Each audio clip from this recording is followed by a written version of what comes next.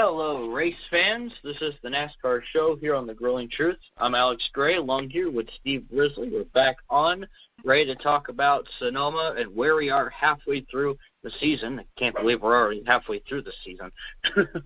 But anyhow, we're a little bit more. We're a little bit more than halfway through, aren't we? There's only how many races are left until we get to the playoffs? I'm pretty sure we're about, I want to say 10 races away for this point. 10 races away, yeah. So, we're 16 races into the season, so it's good.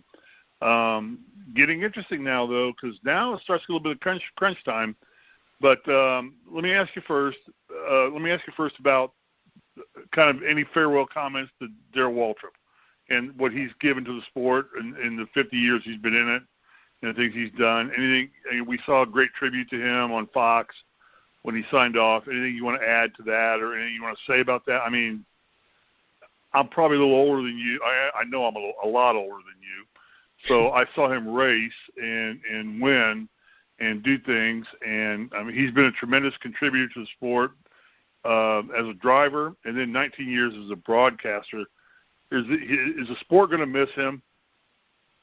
Yeah, I think so. Growing up, the first time I ever heard him in the booth was the 2005 Daytona 500, and I've always enjoyed him in the booth. I've always enjoyed the insight he gives, and the funny jokes that he would give, and the funny quotes and remarks he gives, which are absolutely hilarious. Of course, I didn't really get to see him race much. I remember he raced in a couple truck races in the mid-2000s, and then he finally got to drive the Dream Machine in 2006, in which I remember when I was 06, my dad and I went to Atlanta Motor Speedway for the race week, and we got tickets through his work, and we got some nice seats. I got to see all three races. I didn't get to see the Cup race, but at our hotel, Mike Joy, Larry Mack, and DW had like a little show at one of the ballrooms there. And I remember DW actually announced that night he was finally going to drive the Aaron's Dream Machine after all those funny commercials he did with his brother. And I nearly got him to sign my die-cast truck, number 17 Toyota truck, but I just couldn't get to him. But still, gosh, man, I'm going to miss him in the booth next season. He's just he's fun to listen to, obviously, and I'm really going to and he made the comment. I mean, and he said it on air. He said, what was the comment he made? It was like, these guys sit in a hot seat all day long and piss ice. That's how calm and cool these drivers are. And there was something along those lines that he said. I don't remember. I wrote it down somewhere, but I forgot where I wrote it down at. But, how calm and cool these guys were. And you have to remember, he started out as a pretty big adversary of the 3-car, of Earnhardt. Yeah. And then in the end, they got to end up being best buddies. I mean, actually, I think Earnhardt put him in a couple of his cars, didn't he? As I recall vaguely. Yeah. It was. He had him drive for him, Yeah, Steve Park got hurt, and Darrell actually drove the one for a little bit. One car, the Pennzoil car, yeah. Yeah, that beautiful-looking paint scheme. But, I remember the Dale Earnhardt movie they made years back, 3, and they actually touched a bit on when DW and Dale were starting out as, rivals and how they turned into buddies. Obviously, Darrell's first time doing broadcasting was, the 2001 Daytona 500. His brother finally winning a Cup race, but unfortunately losing one of his friends. So. Yeah. 2001, I think it was, wasn't it? Yeah, 2001. Another favorite moment I had, though, that day, 10 years later, February 18th, 2011, Michael Waltrip won the truck race with DW in the booth, and he called it just about the same exact way Michael won the race 10 years prior, which I thought was really cool, and that made me believe that guy works in mysterious ways. That was probably one of my favorite DW moments as well in the booth. Any idea who replaces him? I mean, is it even relevant?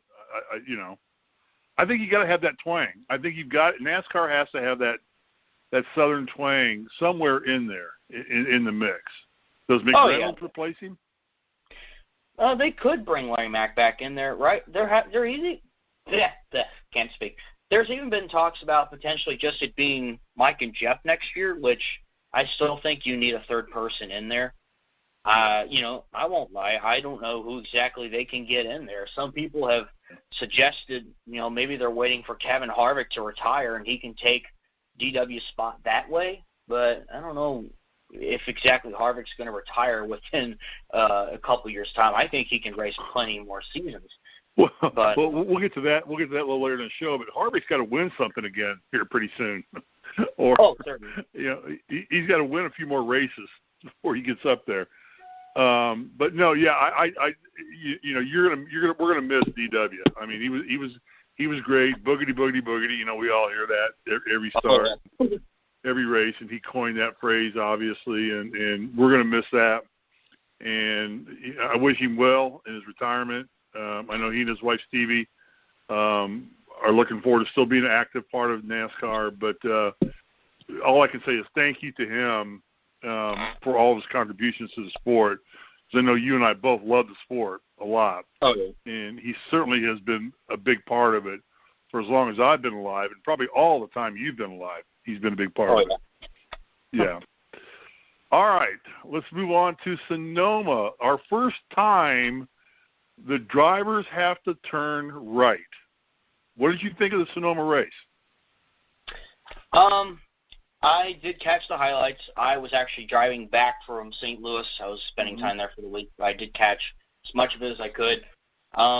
It looked like a relatively clean race. I think now, coming into this year, it had been 17 years since we had a incident-free race, and we have 2 of those now this season, which I find rather interesting. I felt like, maybe we see a first-time winner, but I did actually have on Twitter picking Truex to win just because I had that hunch, and I called it. So, Martin, was that a third win there? Was it the third time he's won there? Yeah, he won there once. The guy likes to drink wine. Basically, what you're telling me is he likes to drink wine because I think the trophy is a nice big goblet with a big bottle of wine in it. So. Yeah, I like that trophy. So he's a wine connoisseur. That brings me up to an interesting point. And I thought the race. I watched the entire race. I thought it was kind of boring, truthfully. And so, the question I have for you is this aero package kind of going a little bit in the wrong direction in the sense that because it was an incident-free race and we've had multiples of those. What do you think NASCAR fans want? Do you think they want rubbing and racing, or do you think they want clean racing?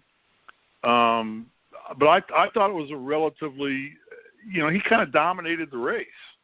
There was really nobody really challenging him. I mean, the 18 car came up on him a little bit, Busch, but still really it was his to lose all the way pretty much from the start of the race. I mean, Chase Elliott made an early run, but his engine blew up.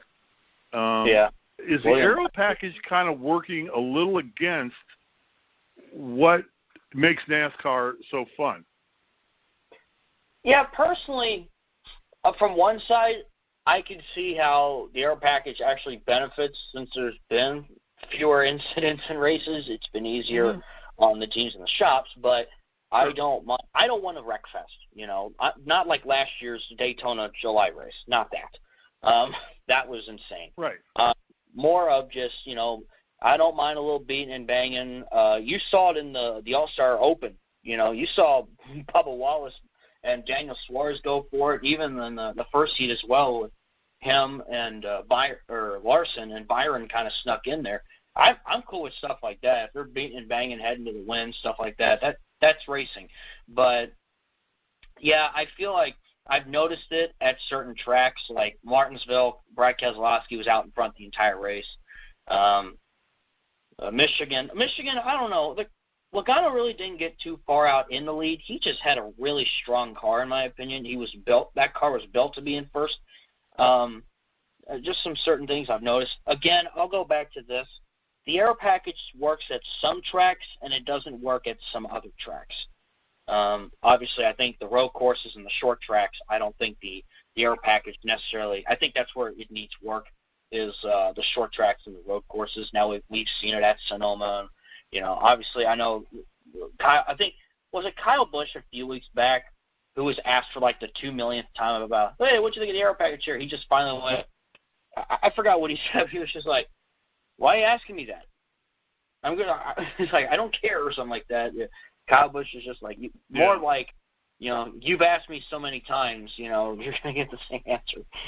But at the same time, the TV ratings have actually been up for NASCAR, haven't they? Haven't they actually come up? Yeah, for Fox, I believe it's up 3% or so from last year, which is really good. Big improvements, because I know they were, tanking last year, and I remember all the people yelling that NASCAR's dying, which I think is a lot of baloney. Fox, great job this year. I think NBC will do just as great as a job as well. Fox has DW, NBC has Dale Jr. That's how I see it. Or Fox. All right, so talk about real quickly the transition from Fox to NBC. It was. I think you just probably just said it right there. You got DW to little E. Anything else we expect out of a difference in going from one television package to the other, or we just say, let's have at it, boys, and keep going, and just watch it on TV when it comes on, or get to a race if you can. I know you're probably going to go to Kentucky here in a couple of weeks. I'm sure you're going to be there. Yeah, and do we just let it run and let it go? Does it change? Or we just expect status quo out of NASCAR and let the guys, just like I said, have at it? Well, yeah, I believe it, have at it. NBC, what did they, back in 2015, quote, we'll take it from here. That's pretty much what it is. NBC pretty much will take it from here, and we're going to see some more great racing, in my opinion.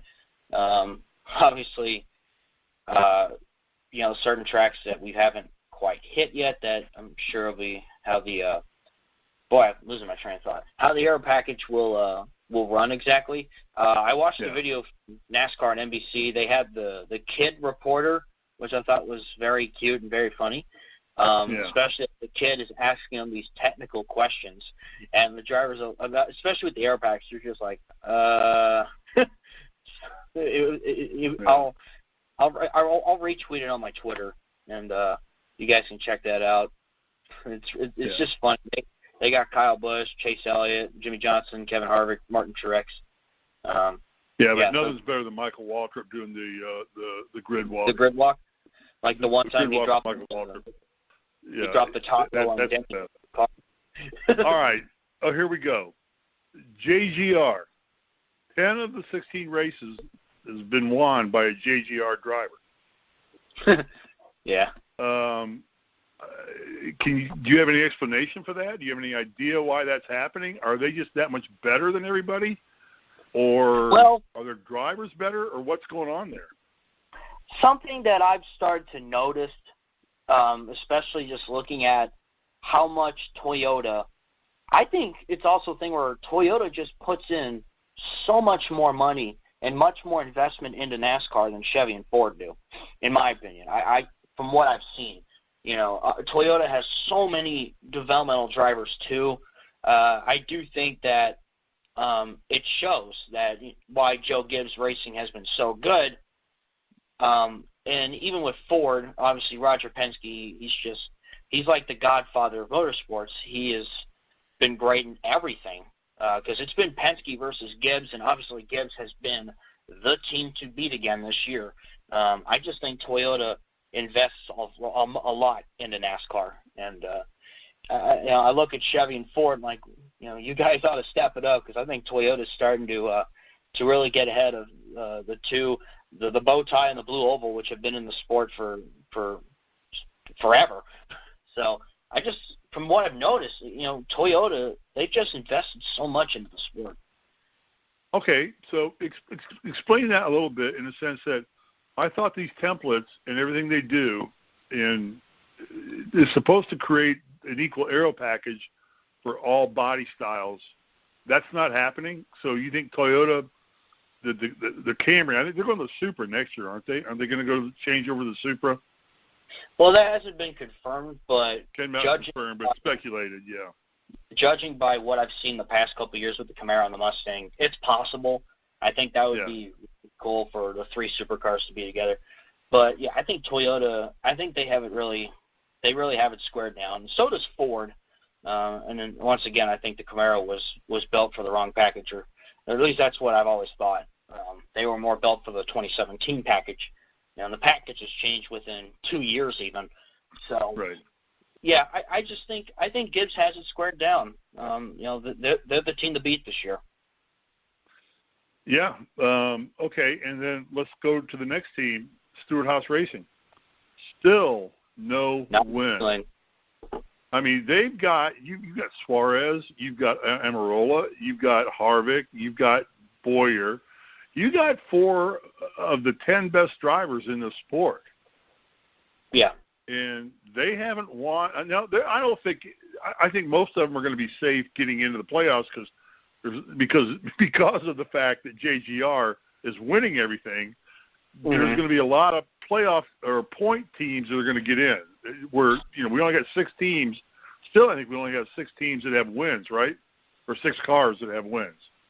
Yeah, Logano, Kyle Busch, Keselowski, Truex, Hamlin, and Chase Elliott. That's 6. Yeah. Chase Elliott. So you're going to have 10 spots available, which means probably the Stewart-Haas cars are going to get in. And Kevin Harvick is lethal in the playoffs.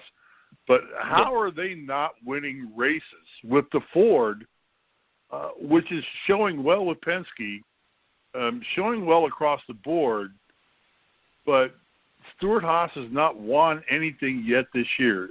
Are you surprised by that? Yeah, I can't help but be a little surprised. I thought Harvick would have a couple wins by now. Maybe Amarola sneaks in a win, maybe Boyer. I still think Suarez will grab a win at some point. I just have that hunch. But it is a little surprising. But, again, I look back at the last couple of years. It took a while in 2017 for Gibbs to win a race, too. It was just the 78 winning it all for Toyota. It wasn't until like past halfway that Gibbs started to finally kick it into high gear. And then last year, obviously, same deal with Hendrick, kind of with Chase Elliott. So I think we're seeing that this year with Stewart-Haas. Because last year I felt like Stewart-Haas was the team to beat. One instance showed the fall Talladega race. It was the 4 of them running in the top 4 all race long. But I still believe that Harvick will get a win at some point, and perhaps someone like Amarola could grab a win as well. I would be really, really stunned if none of these guys, if none of them won this year. So, okay. So going down the schedule real quick, take a look at what we got. We got Chicagoland coming up this weekend, 1.5 mile track. I think a Penske car is probably going to win this thing. Mm-hmm. I don't know. I just think they run well in the 1.5 miles. And it's a good shot for Hendrick. And we'll talk about Hendrick in a minute too. But from there on, where do you see the best shot for Stewart-Haas to win a race? I mean, you got Daytona, which is a crapshoot. I mean, anybody can win Daytona. That is true. And fun fact, actually, the last 4 Chicagoland races have been won by Toyotas.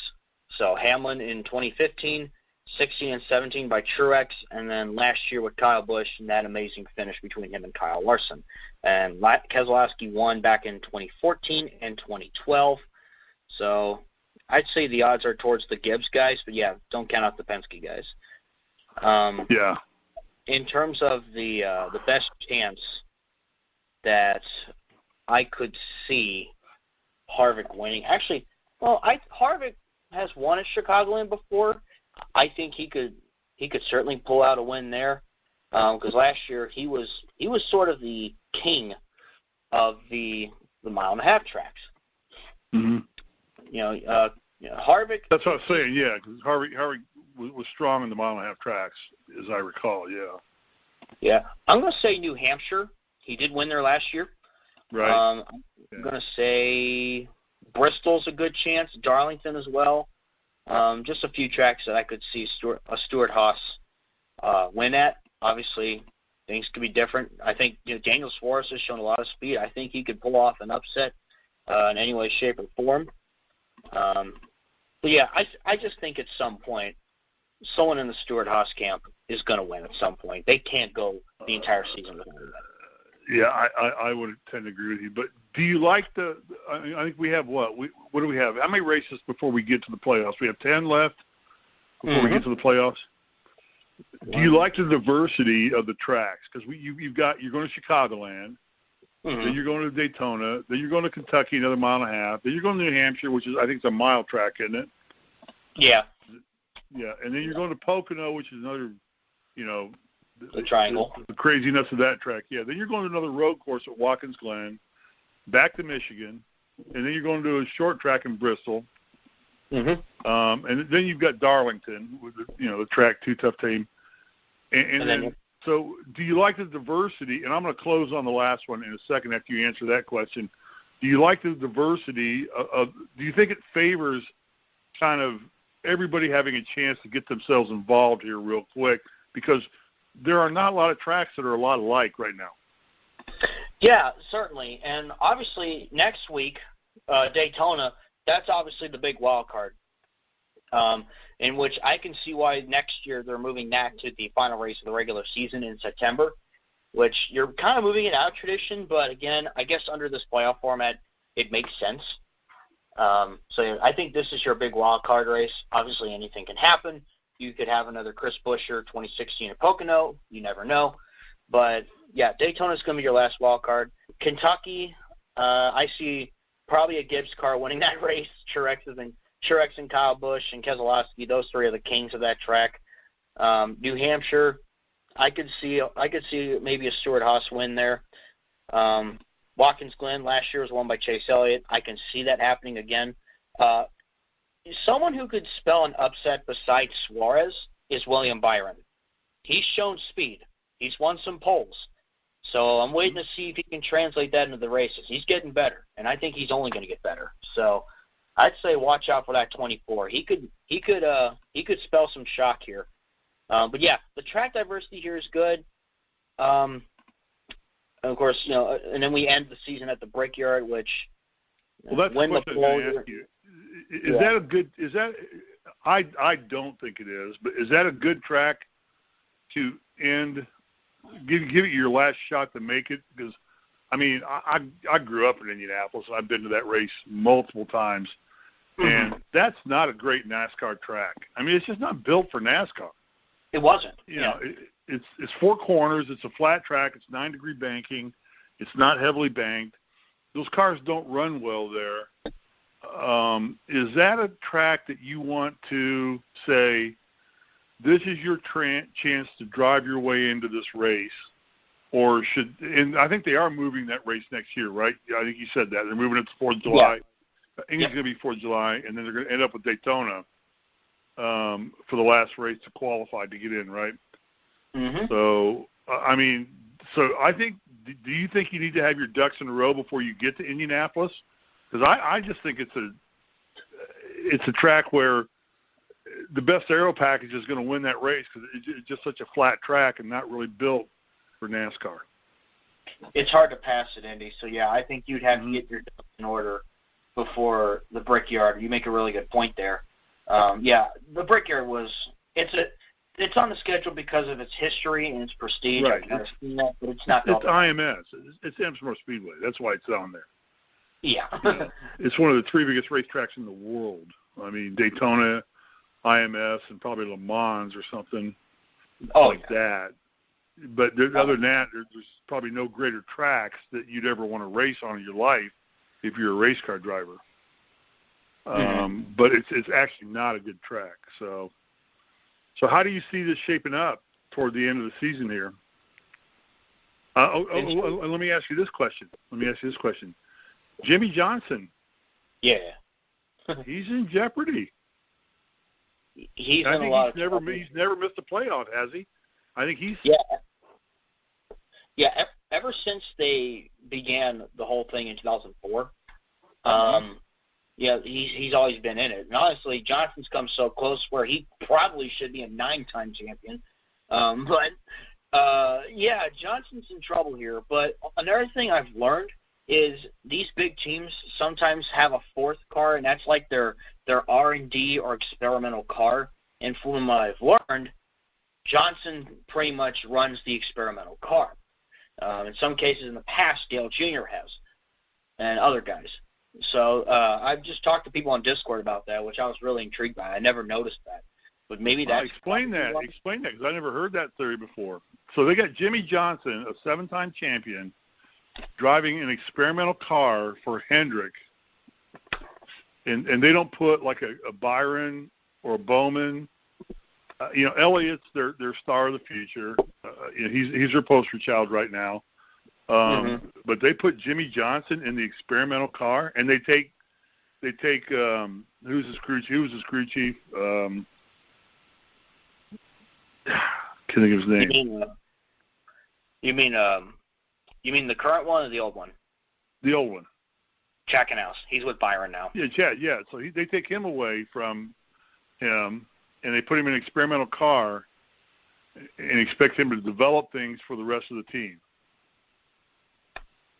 Yeah. So so from what I read here, Jimmie Johnson drives basically an R&D car, which, again, that's something that I never really noticed or never really paid attention to, which I felt like I could have better. But just reading in the chats I've been in, some people believe Jimmie Johnson's washed up. I think he's on the decline. He's getting up there. I wouldn't say in age because you got – here's another thing, too. I'm kind of a guy that just goes from one thought to the next. With the R&D car, I guess it's like that fourth car that they experiment with and just do different things with. And maybe perhaps Johnson's older now, and, Bowman, Byron, and Elliott is probably, the future of Hendrick Motorsports. That's probably how I see it with the whole R&D car thing. Alex, come on. He's got a chance to win an 8th championship and become the new king. Yeah, and there's a chance he could win a race. There's a chance he could sneak out, whether it's through strategy. A race? He's going to win the championship. Yeah. I mean, he's tied with what Earnhardt and Petty both have, 7? Correct, yeah. And so he's tied with them. He's got a chance to just break that record, and you're putting him in an R&D car? Really?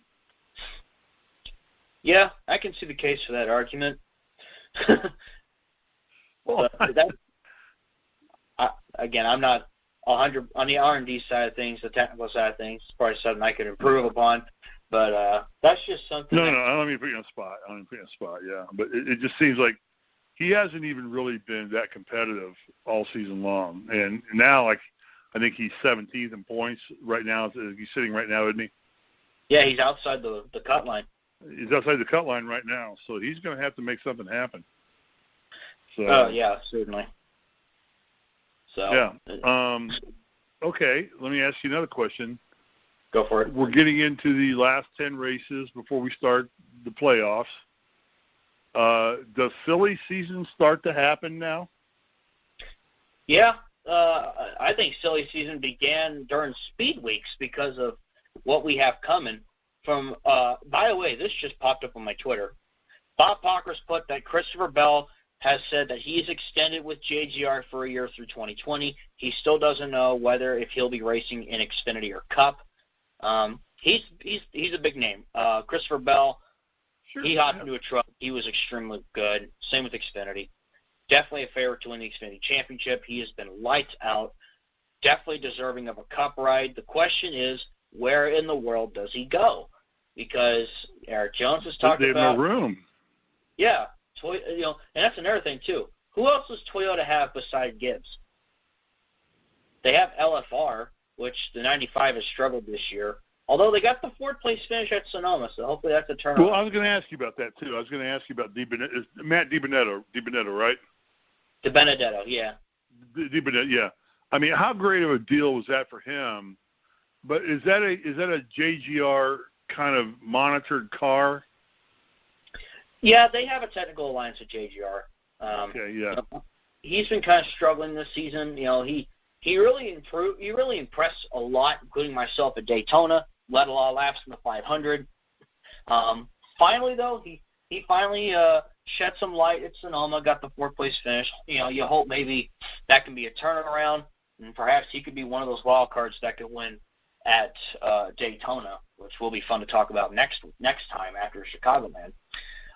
There have even been some talks about Bell going to a second car at Levine Family Racing, or perhaps replacing DiBenedetto, but part of me also thinks that Joe Gibbs, or Toyota at least, would want Joe Gibbs to have Bell in the Joe Gibbs lineup. So, who goes? Hamlin or Jones or Truex and Busch ain't going anywhere. Well, I don't think Hamlin's going anywhere because he's tied to FedEx. I mean, and plus, he's got a couple wins. He's had a much better season. Yeah, no, and he's tied to FedEx. I mean, FedEx. I don't think anybody else sponsors his car, but FedEx does it. Yeah, I mean, heck, FedEx took an entire page out in the USA Today after he won the 500. They're very, very invested in the game, which is much appreciated. I mean, it was Lowe's.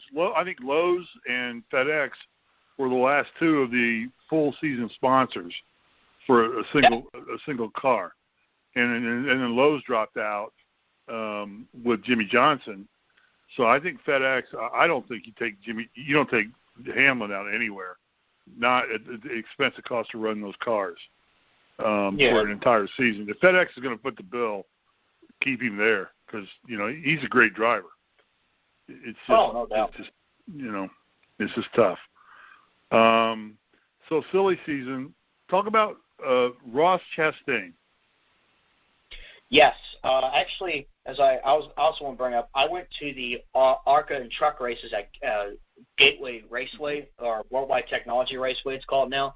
When I was in St. Louis, got to see him win at Gateway, and this time keep it, smash the watermelon. It was all great. I think Ross Chastain is a hidden gem. He's proven that time and time again. He's been driving literally every race, and now I think he can make a run for the truck championship here. And if Kurt Busch retires, he goes to the 1. If he doesn't, I could see a situation where maybe Ganassi, like what they did with McMurray in the 500, maybe they go to Spire or something like that and be like, hey, we're going to try and get things together for Chastain. Is there any chance you could perhaps, team up with us? We can put him in this car for a year, and then we could put him in the 1. I still part of me thinks J-Ski was really the only one that said this, that they believe that Kurt will retire. So if he does, Chastain goes to the 1. Really, it just comes down to sponsorship. Ganassi has lost a couple of sponsors through Target, lost them after 2017. They left completely. And then DC Solar with, what happened in that situation. So, yeah, it's going to come down to sponsorship. But I think Chastain goes to the 1. Or who knows, maybe somebody else comes along and, snatches him. But right now, I see possibly Kurt retiring and Chastain going to the 1 car. Was it Chastain that was involved in the bump and run on the trucks? Was that was Chastain, right, that was involved in that? You talking about the Gateway race? The Gateway race, yeah. On the final lap, it was Stuart Friesen that spun Christian Eckes. Okay, all right. Now, so was that rubbing and racing, or was that dirty racing? I think that's Rubbins racing, because in the ARCA race, Ty Gibbs made an incredible diving move and kind of bumped Sam Meyer out of the way to get his first ever win, which obviously that's Joe's grandson. So that was a cool moment. And, yes, that's another example of Rubbins racing. You need to watch the finish of that ARCA race at Gateway. It was awesome. I actually have it up on YouTube. I actually filmed it. But, I just wanted to throw that in as an example too. But, yeah, on the discussion of silly season, the next one is Cole Custer. He's probably ready to move up. But, again, Stuart Haas, similar situation. Where does he go? Some people suggest that Clint Boyer could get kicked out of the 14 for Custer. Or, because I think he's in a contract year. Some people suggested maybe Stuart Haas gives one of the Rick Ware cars technical equipment because Rick Ware Racing last year actually had Custer run a few cars in a 51 Haas Ford, so maybe that could happen as well. But this is also why some people argue the fact that we'd like to see perhaps teams run 5 cars if they have the funding, which in my opinion, I don't see why not. Let teams can run 5 cars, let them. They're not always putting 40 cars on the track. They used to run 43 cars on the track, didn't they? Is that what it used to be? They ran 43, and now sometimes you get races with 38. So why would you not say, man, if somebody wants to fund the money and put 43 cars on the track, let's get them going and get them racing and get them doing it. So I tend to agree with you there. And if it creates opportunity for young drivers to get Cup experience and drive with the big boys, why would you not want to do that to sustain your sport? I don't understand that. But maybe they're trying to create some kind of fair balance there. That smaller teams like Levine family, they can't afford to do more than 1 car or 2 cars maybe at certain periods of time. And there's other teams a lot like that. So that's why they limited it to 4 cars. But and then they have these alliances with teams too that allegedly are just being technically advised by these teams, but they're a part of that team. Gibbs is guilty of that. Penske's guilty of that. There's several teams guilty of doing that. Hendrick only has 1 win. Have they fallen off the face of the earth? I don't know if I want to say they've fallen off the face of the earth because we have still seen, relatively good performances by Alex Bowman. He's stepped it up. Byron's showing speed. Chase Elliott, obviously he has the win, but Hendrick hasn't really been winning like they used to when they had Gordon, Johnson, Jr., and Kane. Things have really changed, and you ask yourself, when's Hendrick going to get back up there? When are they going to step it up? Because they've shown good speed since that win at Talladega, but when are you going to start getting to victory lane? When's Bowman going to get into victory lane? When's Johnson? Is he ever going to get into victory lane again? Byron. Yeah, I mean, do you really call Talladega though? Even for Elliott, do you call that? I mean, I think Talladega and Daytona, you win those races, it's luck. It's 51% luck. So I don't know that Elliott earned that win any more than he wanted, and he gets the credit for the win. And I'm not taking it away because Chase is my guy. I'm a 9-car fan. So, but that's a race that kind of says, crap, the big one can happen at any second, and anybody can end up winning this race. Yeah. So, but yet for the rest of the season, you've really not seen Hendrick. I mean, you saw the 88 car. I think he finished, second 5 times in a row? 3 times, yeah.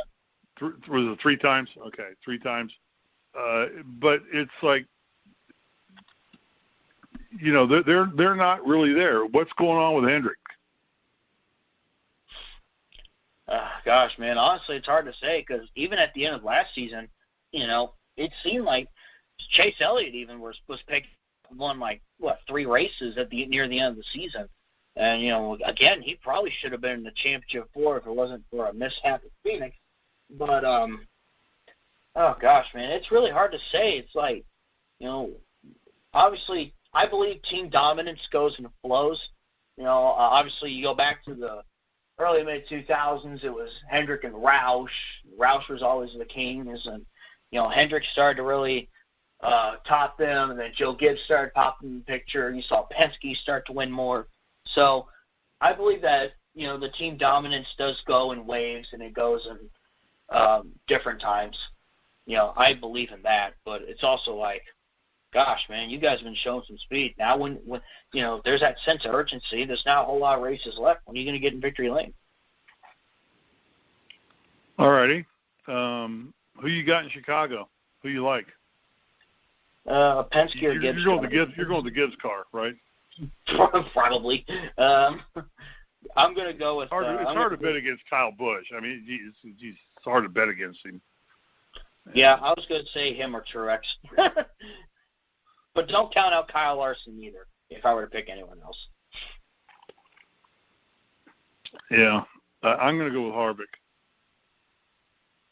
Yeah, that's a fair point. I know we've kind of been. I wonder if I don't pick him, then he'll finally win a race. We'll see. There you go. There you go. Man, we're superstitious. Anything in the lower circuits that you want to talk about? ARCA, truck, Xfinity, anything we need to be watching and looking for? In ARCA, I'll cover all three here real quick. In ARCA, last night they ran the race at Chicagoland. Ty Majeski won his third race there. He's really starting to he drove for Roush in a few Xfinity races the past couple of years. He's really starting to show himself now, and I really think he's deserving of perhaps another chance winning those races in ARCA. Michael Self is currently the points leader, driving the Sinclair Toyota for Venturini. Ty Gibbs, as I mentioned before, 17 years old, the grandson of Joe Gibbs, won his first ARCA race at Gateway in an incredible fashion. That was overall. The ARCA race and truck race at Gateway also had a really good crowd. Both were really good races there. Ross Chastain won the truck race at Gateway. Perhaps we could see kind of like a storybook happening, like a movie kind of feeling, something you see in a movie that I personally believe Ross Chastain, he's not that far away from getting into the top 20, which would put him eligible for the playoffs once that happens. You know, he's driving a team that, you know, doesn't have as big as equipment, Nice Motorsports, and at Gateway on ancient tires, he beat 2 KBM trucks, which I just think Chastain is absolutely incredible. And he's certainly someone to look out for. So keep your eye on Chastain. I think he's really going to give everyone a run for their money in the truck series. As for the Xfinity series, we got the race coming up at Chicagoland. Watch out. One to watch out for is Christopher Bell. Obviously, he's been fire hot. Watch out for Jeffrey Earnhardt. He's shown some good results driving both the 18 and 81 cars. Maybe perhaps we can see an Earnhardt back in victory lane here soon. So, overall across these different divisions, we're seeing some pretty good points battles. There's a good points battle going on in ARCA even. And, just wanted to quickly cover those real quick. There you go. Anything else you want to cover? Something I learned this morning, apparently it's relevant to NASCAR. This is more about automobile news. But supposedly Chevrolet could be shelving the Camaro after 2023, from what I've been reading on the internet. Really? Yeah. Let me see, Chevrolet Camaro. So yeah, I just saw a couple articles that said that they're supposedly, report says that GM is discontinuing the Chevrolet Camaro again. Even Fox News reported about it. It's midway through its life cycle and won't be replaced when it ends in 2023, according to MuscleCarsAndTrucks.com. So obviously I know that it went on hiatus before from like 03 to 09 or something like that. Let's see here. The Camaro came in a distant third in muscle car sales last year behind the Ford Mustang and Dodge Challenger with less than 51,000 sold in the U.S. Received an emergency cosmetic redesign for 2020 after the 2019 update was poorly received. Okay, so, Ford, no plans to abandon the Mustang nameplate, working on a hybrid version of that in the coming years. The Dodge Challenger is expected to be replaced with an all-new model for 2021. Interesting timing there. Chevrolet is going full speed ahead in the sports car arena. However, we'll be introducing the first mid-engine Corvette next year. And then there's a poll here from Fox News Auto. Should Chevy kill the Camaro? 8% say yes, 92% say no. No. Yeah, this is a shame because – what do you want to say? Go ahead. I'll let you finish. I'll finish, then I'll comment. I'm sorry. I apologize for interrupting. No, you're fine. It is a shame because, the Camaro just came into the Cup Series. But the next question is, after 2023, obviously we're thinking a little far ahead here. What's next for Chevy? What are they going to replace the Camaro with in NASCAR? Are they going to bring back another model? Are they going to or funny enough, run the Corvette. I don't know if they can run the Corvette in NASCAR, but this is interesting because I'm curious to see now what Chevy. Obviously, we won't hear anything for a while. What Chevy could do if this is true. Well, the general. I mean, from what I've read, the general theory is most of the car companies are kind of shelving all of their sedans or cars to go to SUVs or something along those lines. So they're moving away. And I think Ford actually probably the Mustang's one of the few cars they have left, isn't it? I think they've narrowed down their cars as well, and everybody's doing the same thing. They're kind of all going to these crossover SUVs or full-size SUVs, and so, but that would be a shame if they would take that away. It'd be interesting to see what NASCAR does and how they play that out. I mean, I've noticed what goes on. I've noticed that's been an interesting trend that they've kind of been steering away from these sedans, and that the SUVs, the crossover cars, seem to be on the trend more lately. Other cars I know the Chevy runs, there's the Sonic, there's the Malibu, there's the Impala, or my dream for them to bring back the old Monte Carlo. Right. I owned a Monte Carlo. Be careful. Okay. I had a 1976 Chevrolet Monte Carlo with T-tops. So I always like. Be careful. I always liked that they had the old, they actually had like Dale Jr. edition, Jeff Gordon edition, Tony Stewart edition, Dale Earnhardt edition, Chevy Monte Carlos. I thought that was really cool that they did that, and people would trick out their cars to make it look like the actual paint schemes that the drivers race. I always loved it. I've seen those. But realistically, truthfully, I know we say win on Sunday, buy on Monday. Yeah. How much of NASCAR cars are really like what you're going to go to the dealership and get the next day? Other than you're going to get a car, a Monte Carlo or a Camaro, that's got a Dale Earnhardt, decal put on it, or a Jeff Gordon decal put on it, or a Little E decal put on it, or something. How much really are these cars really nowadays street legal cars? Does it really matter what the body style is? Yeah, I can see where you're coming from with that. Obviously the automobile industry has just constantly been changing, especially you go back to about 10 years ago when we had that recession and how the government bailed out the big companies like General Motors and Ford. If they hadn't, who knows what would have happened at that point.